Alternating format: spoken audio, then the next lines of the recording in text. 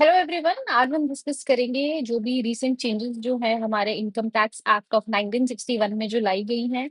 नया बिल जो है वो प्रपोज किया गया है and that has been passed in the Lok Sabha and the Rajya Sabha. तो इस पे थोड़ा सा डिस्कस करेंगे what is important for the UPSC perspective और क्या फीचर्स इसमें इंट्रोड्यूस किए गए हैं। ठीक है, उसको हम डिस्कस करेंगे वन बाय वन। देखो, इसमें जो सबसे पहला जो फीचर है that is the simplification and the rationalisation.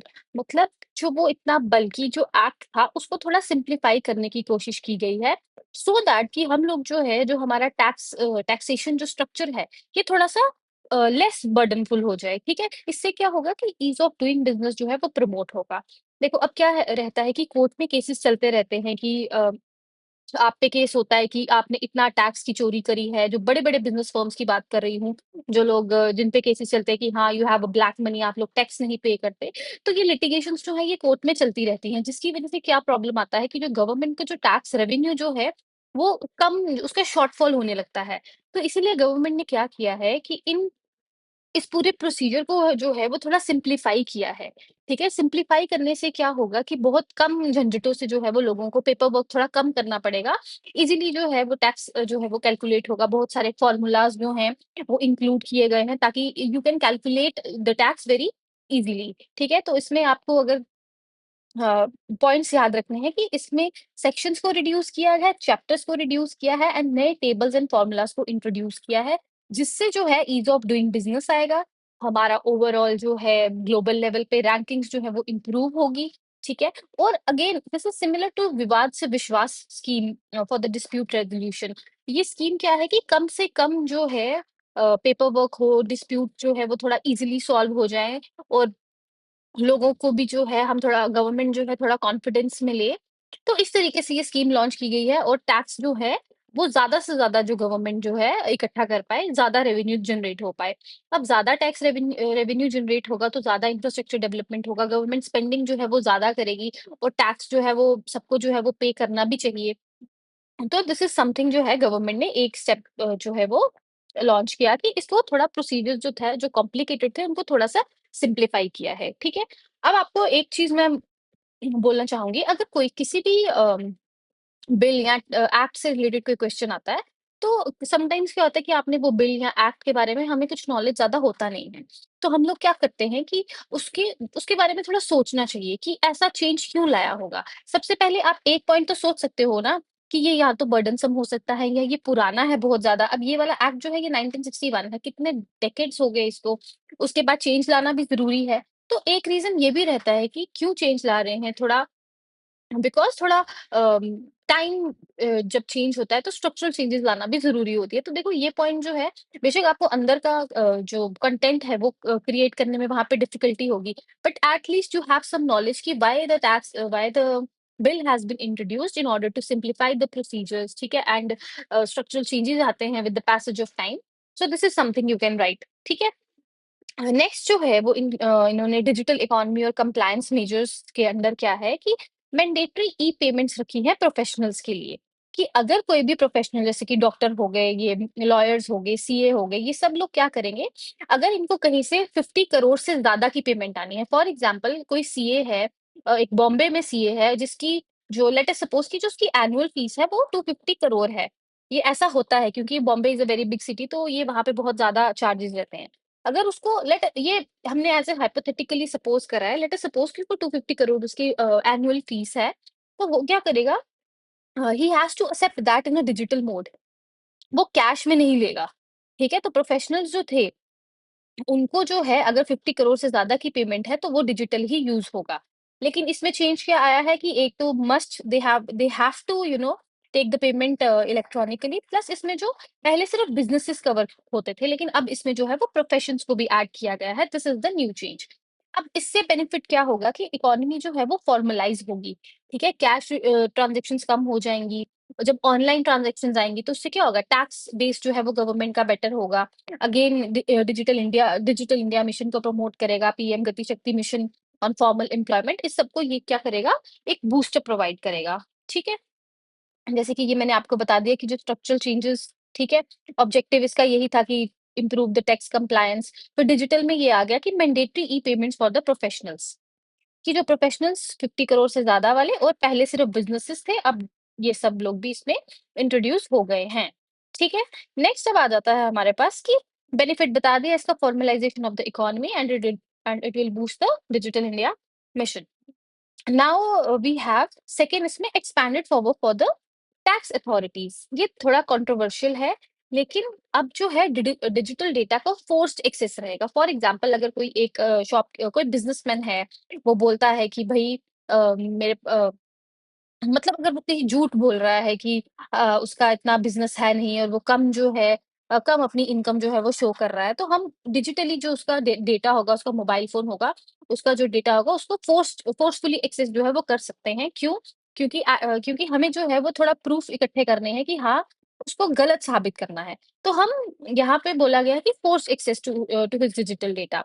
आप डिमांड कर सकते हो पासवर्ड की भई 2 एन्क्रिप्शन कीज़ जो है, तो ये थोड़ा कंट्रोवर्शियल है। क्यों? क्योंकि ये पुट्टस्वामी जो जजमेंट है 2017 का, जहाँ पे बात की गई थी, जो हमारा राइट टू प्राइवेसी है, वो फंडामेंटल राइट है, ये उसको जो है अफेक्ट करता है। ठीक है? बट इसके लिए जस्टिफिकेशन भी दी है गवर्नमेंट ने, क्योंकि यार आपको we have to detect the black money also, crypto transactions रहती हैं, बेनामी डील्स होती है, तो गवर्नमेंट भी अपनी जगह पे सही है। अगेन प्राइवेसी जो है वो भी हमें फंडामेंटल राइट है, हम उसको भी वायलेट नहीं कर सकते। तो यहाँ पे एक वे फॉरवर्ड अगर हम लेके चले, तो there should be a balance. ठीक है? फिर एंड अगेन ये जो है similar to the IT rules of 2021 में, जिसमें जो है व्हाट्सएप ट्रेसेबिलिटी की बात की गई थी कि you have to find the originator, कि फर्स्ट ओरिजिनेटर मैसेज कहाँ से ओरिजिनेट हुआ है। क्योंकि व्हाट्सएप इज़ अ मीडियम जहाँ पे आजकल फेक न्यूज़ जो है वो काफ़ी ज़्यादा सॉरी स्प्रेड करते हैं, प्रोपेगेंडा चलाते हैं। तो इस चीज़ के साथ डील करने के लिए भी गवर्नमेंट ने आईटी रूल्स में लाया था कि यू व्हाट्सएप जो है वो ट्रेस करेगा कि who is the WhatsApp will tell us कि who is the first originator. But first WhatsApp ने फिर गवर्नमेंट को सू किया कि भाई आप उस इंसान की जो है वो सॉरी हाँ you are violating the privacy. Again ये भी एक मैटर था, बट स्टिल इसका वे फॉरवर्ड यही रहेगा, you have to balance these things. जैसे कि क्रिटिसिज्म इसमें यही है कि एक्सेसिव पावर आपको हो जाएगी कि आप जबरदस्ती लोगों से पासवर्ड निकलवाएंगे, और इसमें कोई जुडिशियल सेफ गार्ड भी नहीं है। आप परमिशन लो ना, आप पहले जुडिशरी से परमिशन लो, उसके बाद जो है ये चीज़ को फ़ॉलो करो। इसमें हम ग्लोबल एग्ज़ाम्पल्स दे सकते हैं कि yes, they allow also this, वो भी माँग सकते हैं पासवर्ड, लेकिन वहाँ पे जुडिशियल ओवरसाइट भी रहता है। तो this reform should be introduced there. ठीक है? देन इसको ये एक बार यहाँ पे भी डिस्कस कर लेते हैं। फॉर्मलाइजेशन एक्सपेंडेड पावर, हाँ, कि यहाँ पे बता दिया कि force access for the password in the encryption and on refusal, हाँ, अगर वो रिफ्यूज करता है कि नहीं देना मुझे पासवर्ड, तो हम उसको ओवरराइड भी कर सकते हैं उसके एक्सेट कोड को, क्योंकि हैकर्स होते हैं, दे can also you know get the access of their digital data, and that is similar to the IT rules of that. Again, government का यहीं पे यही यहाँ पे यही कहना है कि टेररिज्म के साथ डील करने के लिए फेक न्यूज़, प्रोपेगेंडा प्रॉब्लम मैंने आपको बता दी कि राइट टू प्राइवेसी को जो है वो वायलेट करेगा। जर्मनी से भी, हाँ, जर्मनी में भी क्या है कि स्ट्रिक्ट प्रोपोर्शनैलिटी है, कि सिर्फ 5% जो है सर्वेलेंस रिक्वेस्ट जो है वो अप्रूव की जाती है, वो भी बहुत ही डायर सर्कमस्टांसेस में। ठीक है? तो दिस इज़ समथिंग। नेक्स्ट जो इसमें है वो बात की गई है tax relief and the deductions. ठीक है? कि टैक्स का जो बेनिफिट है वो किस तरीके से लोगों को मिलेगा। अब इसमें क्या है कि सबसे पहले कॉर्पोरेट्स जो हैं, ये जो डिडक्शंस क्लेम करते हैं। फॉर एग्जांपल अगर कोई कंपनी है वो बिज़नेस करती है, ठीक है? अगर वो कोई बिज़नेस कर रही है, तो वो क्या करते हैं, एक डिडक्शन क्लेम करते हैं, क्योंकि इनकम टैक्स लगता है। अब इनकम टैक्स को बचाने के लिए लोग क्या करते हैं, डिडक्शन क्लेम करते हैं। फॉर एग्जांपल वो बताते हैं कि हम अपने एम्प्लॉइज़ के वेलफेयर के लिए जो है बहुत खर्चा कर रहे हैं, उनको अच्छा-सा हमने अकोमोडेशन दिया, उनकी ट्रेनिंग पे जो है वो खर्चा कर रहे हैं। तो ये चीज़ों से इससे क्या होगा कि लोगों का वेलफेयर प्रमोट होगा, ठीक है? गवर्नमेंट भी इस चीज़ के सपोर्ट में है। तो गवर्नमेंट खुद कहती है कि अगर आप वेलफेयर के लिए बात करते हो, ठीक है, आर-एन-डी करते हो, तो उसमें हम आपको टैक्स में छूट देंगे, ठीक है? अगर आप ये सब चीज़ें कर रहे हो, तो हम आपको टैक्स थोड़ा कम कर देंगे, थोड़ा छूट दे देंगे, ठीक है? तो पहले क्या होता था, ये छूट पहले सिर्फ इंडिविजुअल्स या बड़े-बड़े बिज़नेसेस को थी। अब जो है छोटी-मोटी फर्म्स हो गए, स्टार्टअप्स हो गए, उनको भी ये प्रोविज़न जो है वो लागू किया गया है। जैसे स्टार्टअप्स की अगर हम बात करें, तो उन पे भी दे कैन आल्सो, वो बोल सकते हैं कि हम ट्रेनिंग, अपस्किलिंग के लिए अपने एम्प्लॉइज़ के लिए कर रहे हैं। तो अगेन जो है इसका जो स्कोप है उसको एक्सपैंड किया गया है। ठीक है? नाउ अब क्या है, फैमिली पेंशन एंड ग्रेच्युटी की अगर बात करें हम, देखो, फैमिली पेंशन क्या हो गया कि सपोज़ अगर किसी एम्प्लॉयी की डेथ हो जाती है, उसके बाद जो है वो पेंशन मिलती है उसकी फैमिली को, ठीक है? अब उस फैमिली को जो पेंशन मिलती है, उस पे टैक्स नहीं होगा 15 लाख तक। ठीक है? यहाँ पे क्या बात की गई है कि जो पहले जो पेंशन होती थी, वो अ, टैक्सेबल थी, ठीक है? जो पहले पेंशन मिलती थी फैमिली को या आफ्टर ज़रूरी नहीं है डेथ हो जाए, इवन अगर एम्प्लॉयी रिटायर हो जाता है, तो वो जो है टैक्सेबल थी। लेकिन अब क्या होगा कि जो फर्स्ट 15 लाख मिलेंगे, वो नॉन टैक्सेबल होंगे और जो रेस्ट वाली इनकम होगी, उस पे जो है वो टैक्स लगेगा। ठीक है? उसके बाद ग्रेच्युटी, ग्रेच्युटी की अगर हम बात करें, ग्रेच्युटी क्या होती है? एक lump sum amount of payment है जो आफ्टर रिटायरमेंट मिलती है या किसी अगर एम्प्लॉयी की बीच में डेथ हो जाए तो फैमिली को दी जाती है। तो ग्रेच्युटी जो है ये पहले 30% जो है इस पे टैक्स लगता था। लेकिन अब जो है ये एग्जम्प्ट कर दिया गया है, टैक्स एग्जम्प्ट, अब इस पे कोई भी टैक्स जो है वो नहीं लगेगा। ठीक है? अब इसका यूपीएससी से क्या रिलेवेंस है कि अलाइन करेगा कोड ऑन सोशल सिक्योरिटी। लोगों की जो सिक्योरिटी है आफ्टर रिटायरमेंट उस पे उसके साथ ये थोड़ा अ, उसके पैरेलल ये जो चल रहा है एम्प्लॉयी वेलफेयर की बात की जा रही है। अगेन इससे क्या होगा, ईज़ ऑफ डूइंग बिज़नेस होगी। स्टार्टअप्स को एनकरेज किया जाएगा क्योंकि स्टार्टअप जो होते हैं वो स्टार्टिंग स्टेज में होते हैं, फंडिंग की उनके पास कमी रहती है। तो वो टैक्स अगर उनको लग जाएगा तो अगेन ये प्रॉब्लमैटिक हो जाएगा। इसीलिए जो स्टार्टअप्स जो हैं उनको भी डिडक्शंस जो हैं वो प्रोवाइड की जा रही है। इससे क्या होगा, फॉर्मल जॉब भी क्रिएशन होगी। अगर स्टार्टअप्स को सपोज़ एम्प्लॉयी अपस्किलिंग के लिए डिडक्शंस मिल सकती हैं, तो वो ज़्यादा से ज़्यादा एम्प्लॉयी जो है वो हायर करेंगे और ज़्यादा से ज़्यादा टैक्स डिडक्शन जो है वो क्लेम कर पाएँगे। प्लस इससे क्या होगा, जब उनको वो हायर करेंगे तो वो एक फॉर्मल जॉब क्रिएशन जो है वो आएगी सामने। ठीक है? तो दिस इज़ समथिंग, जैसे कि यहाँ पे मैंने बता दिया कि जो डिडक्शंस हैं that have been expanded to the startups, they can also training cost हो गई, then pension benefit up to 15 lakh तक जो है वो टैक्सेबल जो है वो रहेगा, एग्जम्प्ट रहेगा, उसके बाद जो है वो टैक्स रहेगा। Gratuity is non taxable. अब इसका बेनिफिट यही है कि इकोनॉमिक ग्रोथ होगी, ठीक है? स्टार्टअप्स बूस्ट अप होंगे तो इकोनॉमिक ग्रोथ होगी, इनोवेशन आएगी, फिर ओल्ड एज में डिग्निटी की फैमिली पेंशन एग्जम्पशंस हैं, एसडीजीज़ को भी आप मेंशन कर सकते हो कि they will talk about no poverty, poverty कम होगी इसमें, ठीक है? नेक्स्ट जो चेंज लाया है वो है minimum alternate tax and the alternate minimum tax. इसके बारे में डिस्कस करते हैं। देखो, ये होता क्या है, सबसे पहले इसके बारे में जान लेते हैं। जो मिनिमम अल्टरनेट टैक्स है, इसमें क्या होता है कि कुछ कंपनीज़ जो हैं कुछ नहीं मतलब मोस्टली कंपनीज़ क्या करती हैं, उनको टैक्स जो है वो पे करना पड़ता है, बट वो क्या करती हैं, एग्ज़म्पशंस को क्लेम करते हैं कि हाँ, जी हम आर-एंड-डी पे जो है वो इतना ज़्यादा स्पेंड कर रहे हैं, हम लोग अपने एम्प्लॉयी वेलफेयर के जो हैं उन पे जो है वो स्पेंड कर रहे हैं। तो वेरियस टाइप ऑफ एग्ज़म्पशंस जो हैं वो कंपनीज़ क्लेम करती है, जिसकी वजह से उनका जो टैक्स है, दे हैव टू पे लेस। तो टैक्स इससे क्या होगा, जब कंपनी जो है एग्जम्पशंस क्लेम करेगी, ठीक है? उससे क्या होगा, जो टैक्स रेवेन्यू जो होगा, जो गवर्नमेंट की तरफ जा रहा होगा, वो थोड़ा कम हो जाएगा, ठीक है? तो इस चीज़ से डील करने के लिए गवर्नमेंट ने इंट्रोड्यूस किया था मिनिमम अल्टरनेट टैक्स कि जो कंपनी है, उसको 15% टैक्स देना ही देना है। दिस इज़ हाइपोथेटिकली, वैसे तो ये इस टाइम पे 15% ही रेट है। सपोज़ अगर कोई कंपनी है, वो 2 करोड़ का बिज़नेस जो है वो कर रही है और उसका जो टैक्स जो है वो पे अगर सपोज़ उसको टैक्स पे करना पड़ रहा है, लेट अस सपोज़ कि उसको 50 करोड़ जो है वो टैक्स पे करना पड़ रहा है, ठीक है? बट क्लेमिंग डिडक्शंस वगैरह सब क्लेम वगैरह करके, तो वो क्या कर रही है, कंपनी जो है वो सिर्फ़ 5 करोड़ टैक्स पे कर रही है, ठीक है? तो इस चीज़ के साथ डील करने के लिए मतलब टैक्स बनता है 50 करोड़, एग्जम्पशंस, डिडक्शंस बहुत सारी चीज़ों को इवेट करते हैं ना, टैक्स को किस तरीके अवॉइडेंस सॉरी, अवॉइडेंस वर्ड यहाँ यूज़ होगा। टैक्स को अवॉइड करने की कोशिश करते हैं by using reductions, various exemptions. तो उससे क्या होता है कि टैक्स जो है वो बहुत कम हो जाता है। अब ग फिर गवर्नमेंट ने इंट्रोड्यूस किया कि 15% टैक्स आपको पे करना ही करना है, आप जितनी मर्ज़ी डिडक्शंस ले लो, ठीक है? जो भी हायर अमाउंट आएगा या तो ये वाला 5 करोड़ वाला, अगर 15% ज़्यादा आ जाता है तो वो वाला अमाउंट जो है वो पे करना ही करना है कंपनी को। तो ठीक है, इस चीज़ के लिए जो है ये मैट मैट जो है वो इंट्रोड्यूस हुआ था।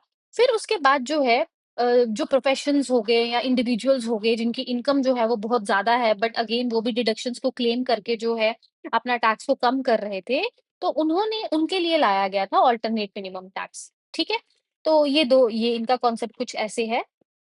तो अब इसमें इसमें क्या-क्या चेंजेस लाए गए हैं कि देखो, ओल्ड रूल में क्या था कि जो मैट था it is applied to the company while the AMT जो था वो नॉन कॉर्पोरेट टैक्स पेयर्स को like firms, LLPs, individuals, HUFs claiming certain deductions, ठीक है?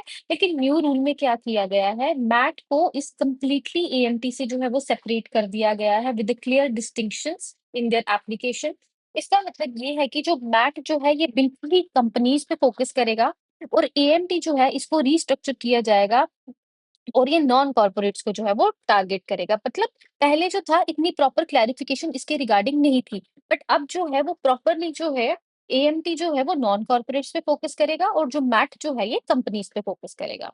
ठीक है, इसमें क्या है कि यूपीएससी रेलिवेंस यही है कि टैक्स अवॉइडेंस जो है उसको रोकेगा। ज़्यादा से ज़्यादा गवर्नमेंट के पास जो है वो टैक्स रेवेन्यू जनरेट होगा।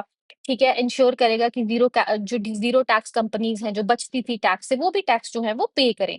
ठीक है? और उसके बाद जैसे मैट जो है ये 1996 में इंट्रोड्यूस किया गया था आफ्टर जब मैनी फर्म्स जो हैं जिन्होंने ज़ीरो टैक्स जो है वो पे कर रही थी, बट उनके जो प्रॉफिट्स थे वो काफ़ी ज़्यादा थे। ठीक है? इसके बाद जो है आप यहाँ पे देख सकते हैं कि ये क्या-क्या इसमें चेंजेस लाए गए हैं कि कॉर्पोरेट्स के लिए विथ 15% और नॉन कॉर्पोरेट्स के लिए हाँ, एएमटी जो है एलएलपीज़ के लिए जो एग्ज़म्प्ट रहेगा, अगर इनके ये कोई भी जो है कैपिटल गेन इनको होता है, फॉर एग्ज़ाम्पल 50 लाख का इनको कॉर्पोरेट लेट अस सपोज़ देखो, कोई भी एक एलएलपी है, ठीक है? इसको क्या हुआ एक 50 लाख का कैपिटल गेन हो गया, ठीक है? तो इन पे जो है वो कोई भी टैक्स नहीं लगेगा, क्यों नहीं लगेगा? क्योंकि इन्होंने कोई एग्ज़म्पशन क्लेम की ही नहीं। तो ये एक स्पेसिफिक केस जो है इसके रिलेटेड जो है यहाँ पे दिया हुआ था, ठीक है? प्लस जो ये फाइलिंग्स होंगी मैट और एएमटी की फाइलिंग्स होंगी, ये भी जो है अगर 50 करोड़ से ज़्यादा टर्नओवर कोई कंपनी है वो कमा रही है टर्नओवर उसका अगर 50 करोड़ से ज़्यादा है, तो ये भी क्या होगी इलेक्ट्रॉनिकली जो है वो होंगी। अगेन इसका बेनिफिट यही है कि फिस्कल प्रूडेंस इससे रहता है, ईज़ ऑफ डूइंग है, देन ट्रांसपेरेंसी है, उसके साथ ये इसके काफ़ी ज़्यादा जो है वो बेनिफिट्स आ गए। हाँ, अब इसको हम ये इसके जो है इसके साथ हम ये चीज़ लिख सकते हैं अपने आंसर में यूके में भी है एक डाइवर्टेड प्रॉफिट टैक्स जो 25% टैक्स जो है एमएनसीज को पे करना पड़ता है अगर वो अपनी प्रॉफिट्स को शिफ्ट करते हैं तो ये ग्लोबल एग्जांपल आप यहाँ पे दे सकते हो कि अगर बाकी कंट्रीज कर रही हैं तो व्हाई शुड नॉट इंडिया क्योंकि ये एक अच्छा रिफॉर्म है। ठीक है, नेक्स्ट पॉइंट जो अब हम डिस्कस करेंगे दैट इज इंटरनेशनल टैक्सेशन और एफडीआई इंसेंटिव्स के लिए क्या-क्या किया गया है। जैसे कि जो सऊदी की जो है पब्लिक इन्वेस्टमेंट फंड और जो सब्सिडीज हैं इनको भी टैक्स एग्जम्पशंस की बात करेंगे जो सोवरेन वेल्थ फंड्स को अट्रैक्ट करेंगे एग्जम्पशंस देके। इससे क्या होगा कि हमारे जियोपॉलिटिकली एंगल भी जो है वो स्ट्रांग रहेगा। हम दूसरी कंट्रीज के साथ जो है एक अच्छा एंगेजमेंट करेंगे, ठीक है? ताकि वो हमें सपोर्ट करे एट द यूएन लेवल पे या कहीं भी तो एक अच्छा बॉन्डेज हमें जो है बाकी कंट्रीज के साथ भी बनाना है। अगर हम एक छोटा-सा उनको ये टॉफ़ी अगर दे दें, उनके टैक्स को एग्ज़म्प्ट करके या एग्ज़म्पशन देके तो it's a good deal for the country, ठीक है? अगेन अगर हमें इतने कॉरिडोर्स हैं, स्ट्रैटेजिक पार्टनरशिप्स हैं चाइना के साथ डील करने के लिए, तो हमें ये है कि बाकी कंट्रीज़ हमारे सपोर्ट में होनी चाहिए, तो उनके लिए हम उनके साथ हमें अच्छे रिलेशंस बनाने हैं। जब हम अच्छे रिलेशंस बनाएँगे तो यही छोटे-छोटे पर्क्स उनको देके तो we have our good image in their eyes ना। इससे क्या होगा एफडीआई भी बूस्ट होगी, वो लोग यहाँ पे इन्वेस्ट करेंगे क्योंकि obviously I will invest my पैसा वहाँ पे ही जहाँ पे मुझे रिटर्न्स अच्छे होंगे, टैक्स कम होगा, तो ये भी एक एक स्टेप जो है वो गवर्नमेंट ने इसके रिलेटेड लिया है। फिर उसके बाद है यूनिफाइड पेंशन स्कीम में क्या बेनिफिट लाया है इसमें? पहले क्या होता था कि एनपीएस में बहुत ज़्यादा एग्जम्पशंस मिलती थी, सेम बेनिफिट्स जो हैं वो यूपीएस को भी जो है प्रोवाइड किए जाएँगे। इन दोनों का डिफरेंस एक बार मैं आपको बता देती हूँ। देखो, जो एनपीएस है ना ये फॉर्मल एम्प्लॉइज़ के लिए है, जैसे कि कोई सरकारी मुलाज़िम है, तो वो क्या करता है अपना कुछ अमाउंट जो है वो एनपीएस में कंट्रीब्यूट करता है, ठीक है? इससे क्या होता है गवर्नमेंट ने मैंडेट किया है कोई भी सरकारी अगर सपोज़ एक कोई सरकारी मुलाज़िम है, कोई भी अगर गवर्नमेंट एम्प्लॉयी है जो फॉर्मली रजिस्टर्ड है, सपोज़ अगर वो ₹50,000 उसकी सैलरी है, तो उसका कुछ 10 टू 15% जो है वो एनपीएस में कंट्रीब्यूट किया जाएगा, ठीक है? तो अगेन उसका एम्प्लॉयर भी जो है, गवर्नमेंट भी जो है वो कंट्रीब्यूट करेगी और जो पैसा इकट्ठा होगा, वो लास्ट में जब रिटायरमेंट होगा तो उस एम्प्लॉयी को मिलेगा, ठीक है? लेकिन बात आती है जो इनफॉर्मल एम्प्लॉइज़ हैं, कोई दुकानदार है, किसी ने रेहड़ी लगाई है या कोई अपना बिज़नेस कर रहा है, कोई अ, म मतलब ऐसे आम व्यक्ति हैं, तो वो यूपीएस में इन्वेस्ट कर सकते हैं। फॉर एग्ज़ाम्पल अगर कोई शॉपकीपर है ठीक है? तो वो अपना क्या करे 10 से 15% जो है यूपीएस में इन्वेस्ट करेगा, ठीक है? जिससे क्या होगा उनके बिहाफ़ पे गवर्नमेंट भी उसमें कंट्रीब्यूट करेगी और उनको भी पेंशन बेनिफिट्स जो हैं वो मिल सकते हैं, ठीक है? लेकिन पहले क्या होता था कि जो यूपीएस में जो एग्ज़म्पशन्स थी वो कम थी, मतलब उनका टैक्स ज़्यादा कटता था, लेकिन अब इनको भी एनपीएस वाले बेनिफिट्स मिलेंगे और जो इनका टैक्स जो होगा वो भी कम हो जाएगा, ठीक है? इससे क्या होगा कि लोगों में प्राइवेट पेंशन एडॉप्शन डालेंगे कि अगर शॉपकीपर को लगता है कि हाँ, वो अगर यूपीएस में इन्वेस्ट करेगा और ड्यूरिंग बुढ़ापे या ओल्ड एज जब उसका रिटायरमेंट का टाइम आएगा, तो वो एक अच्छा पेंशन उसको मिल सकता है। तो इससे इन्वेस्टमेंट जो प्राइवेट पेंशन है लोग उसकी तरफ जाएँगे। जैसे कि आप यहाँ पे देख सकते हो, इसमें ये फॉरेन इन्वेस्टमेंट है कि यस, इसको भी सेम एग्ज़म्पशन्स मिलेंगे और गोल है कि प्राइवेट पेंशन जो है वो एडॉप्शन रहे, ठीक है? ये भी डिडक्शंस क्लेम कर सकते हैं। फिर जब रिटायरमेंट होगी, सपोज़ रिटायरमेंट में उसके पास 1 करोड़ तक इकट्ठा हो गया है, तो 1 करोड़ रुपए में से जो 60 करोड़ होगा, वो टैक्स फ्री, उसपे कोई टैक्स नहीं देना है। लेकिन 40 करोड़ पे आपको 10% का टैक्स जो है वो लग जाएगा, ठीक है? तो this is the new mandate जो इन्होंने डाला है। अगेन इसका बेनिफिट यही होगा कि सोशल सिक्योरिटी कोड के साथ कि हाँ, हम लोगों के सिक्योरिटी के बारे में भी जो है वो सोच रहे हैं ड्यूरिंग देयर ओल्ड एज। फिर ये एड्रेस करेगा प्रॉब्लम ऑफ एजिंग पॉपुलेशन, क्योंकि एजिंग पॉपुलेशन को बर्डन कंसीडर किया जाता है। लेकिन अगर उनके पास ये पेंशन बेनिफिट स्कीम्स होंगी तो वो एक ग्रेट जो है इकोनॉमिक ग्रोथ जो है उसको बूस्ट अप करेगी। उनका बर्डन जो है वो इकोनॉमी पे वो कम हो जाएगा। इससे एसडीजी 1 है, वो वाला गोल भी जो है वो प्रूव हो जाएगा। फिर उसके बाद ये डीपन करेगा फाइनेंशियल मार्केट को, क्योंकि जो पैसा यूपीएस में जाता है ना, वो आगे मार्केट्स में इन्वेस्ट होता है, ठीक है? इससे इन्वेस्टमेंट जनरेट होगी, तो इक्विटीज़ और बॉन्ड्स में इन्वेस्ट होगा। आगे automatically it will boost the economy, और ये लेबर को भी जो है वो करेगा, क्या बोलते हैं? हाँ, फॉर्मलाइज़ करेगा, ज़्यादा लोग जो है वो गवर्नमेंट के मतलब फॉर्मलाइजेशन जो है इकोनॉमी की वो हो जाएगी, ठीक है? Last but not the least, again जब न्यूज़ में अलग-अलग इसके जब ये पूरा एक एक्ट बन जाएगा, अगेन उसके बाद भी एक वीडियो डालेंगे, जिसमें ब्रीफली जो है वो एक्सप्लेन करेंगे हर एक एंगल। अगेन इसमें यहाँ पे है नेक्स्ट पॉइंट, जो search and seizure reforms. For example पहले क्या होता था कि पुराने केसेस पड़े हुए हैं कोर्ट में, तब वही तारीख पे तारीख चल रही है, अब उनको फास्ट ट्रैक करने की बात की गई है।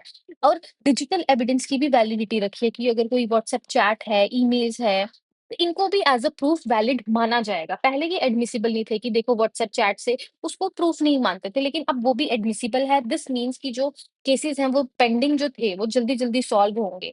ठीक है? It is similar to the benami act amendments for the quick resolutions. मतलब दिस शोज़ कि गवर्नमेंट ने अभी बेनामी एक्ट अमेंडमेंट लाई थी कि ताकि जो डिस्प्यूट्स हैं वो जल्दी सॉल्व हो जाए। तो सिमिलरली ये भी तो उसी की तरह उन्होंने किया है कि पेंडिंग डिस्प्यूट्स को जल्दी-जल्दी खत्म किया जाए। डेटा लोकलाइजेशन को पुश करने की बात की गई है, हमारा डेटा जो है वो इंडिया में ही स्टोर रहे। तो दिस इज़ समथिंग जो लेटेस्ट चेंजेस जो हैं वो आई हुई हैं। ठीक है? यूपीआई हो गया, फिर हाँ, पेंडिंग केसेस वाला बता दिया, validity of the digital evidence, ठीक है? This is it. उसके बाद यूपीएससी के कि हाँ, यहाँ पे अब डिबेट क्या है भई, देखो कि प्रिवेसी वर्सेस टैक्स एनफोर्समेंट, जहाँ पे मैंने आपको बताया था कि वो पुट्टस्वामी की जो वायलेट करता है, जो फंडामेंटल राइट टू प्रिवेसी है, बट वहाँ पे क्या बोला है कि क्या करना है आपको, आप उनके व्हाट्सएप को मतलब जो भी उनका डिजिटल डाटा है, फ़ोर्स्ड एक्सेस है उनका। तो ये एक डिबेट यहाँ पे क्रिएट हो जाती है। आप इसके हाँ, इसके नेगेटिव पॉइंट्स में लिख सकते हो, क्रिटिसिज़्म करना है तो आप ये डाल सकते हो। फिर उसके बाद है ease of business versus compliance burden, कि ठीक है, ये स्टार्टअप्स को तो हेल्प करेगा, बट डिजिटल पेमेंट्स जो है वो उन पे बर्डन डाल देगी ना, छोटे-छोटे जो प्रोफेशंस हैं। ठीक है? ये भी एक डिबेट वहाँ पे चलती है कि सबको बोल दिया वहाँ पे ऑनलाइन पेमेंट्स करो, तो ये बर्डन ही क्रिएट होता है, क्योंकि वो छोटे-छोटे शॉपकीपर होते हैं। तो उनका भी जैसे सुना था किसी गोलगप्पे वाले का 4-5 करोड़ का बिज़नेस था, तो उसको भी टैक्स पे करना पड़ा था।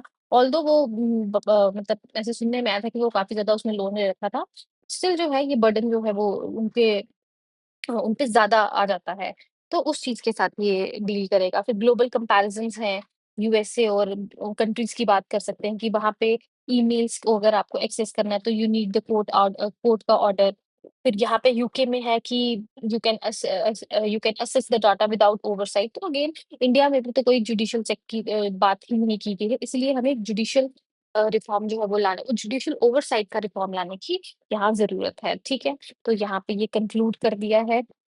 हाँ, and these are your questions for practice, आप इनको लिखिए, ठीक है? उसके बाद आप इसको अम, कमेंट में डाल दीजिए आंसर लिख के, तो अगर जिसने डाला होगा तो I will see and I will definitely remark your answer, ठीक है? This is it for the today's topic. Any doubt कुछ भी अगर आपको होता है तो वो आप डिस्कस करें, ठीक है? Thank you and have a nice day.